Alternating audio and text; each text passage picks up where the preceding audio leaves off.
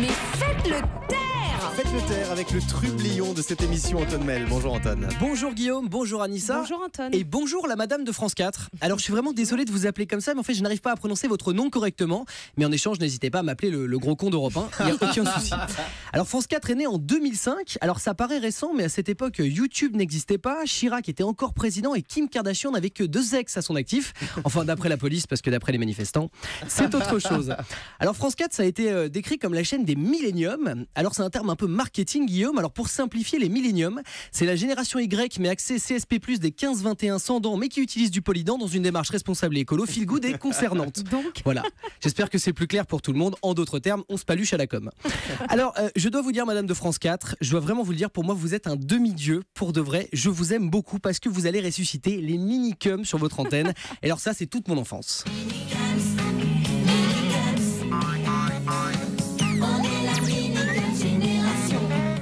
Tous les vieux chantent dans le studio, ils se prennent pour des jeunes, c'est ridicule.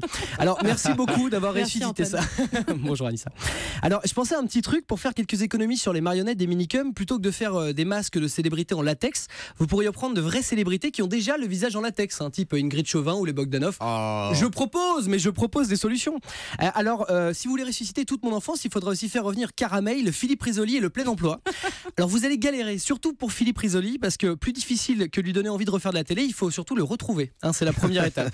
Ah oui, il y a aussi une autre Madeleine de Proust. Vous diffusez Il était une fois la vie. Alors vous savez, ce dessin animé génial dans lequel on découvre que plein de petits bonhommes vivent dans notre organisme. Alors ça, c'est génial. D'ailleurs, je m'adresse au petit bonhomme. Oui, si vous m'entendez, il faut arrêter d'habiter dans mon cul et dans mes cuisses là. D'accord ? Il n'y a plus de place. Vous allez dans les abdos, il n'y a personne. Excusez-moi. Petit réglage en interne.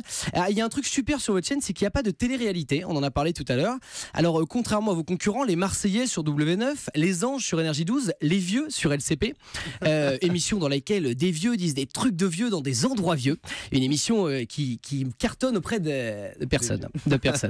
Et aussi une petite question, le slogan de votre chaîne en 2005 était le plaisir avant tout. Et à quel moment France 4 est passé d'une chaîne porno à une chaîne généraliste j'ai pas vu. Aussi, je voulais vous dire, je voulais parler de Monte le son, qui est cette émission qui a été inspirée par un live de Carla Bruni, mais j'ai pas le temps parce que je dois vraiment y aller. En tous les cas, merci beaucoup pour les minicums, et le premier qui remet la main sur Philippe Risoli prévient l'autre. C'est d'accord ?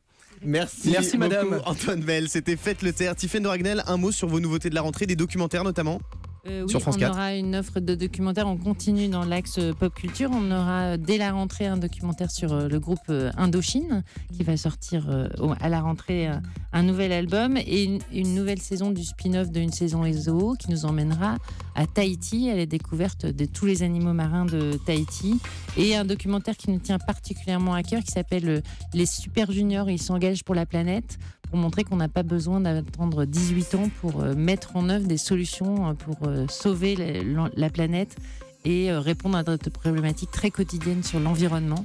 Donc ce sera le portrait de 8 enfants dans le monde qui ont lancé des initiatives à succès à ce sujet. Des nouveautés côté fiction également ?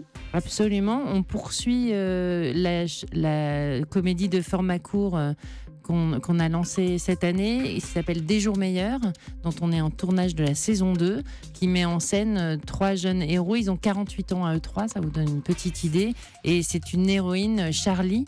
Ils sont fans de skate et ils vivent dans une petite ville de province où ils s'ennuient un peu, mais ils sont en train de vivre le meilleur de leur vie. Éric Antoine quitte France 4. Vous êtes déçu ?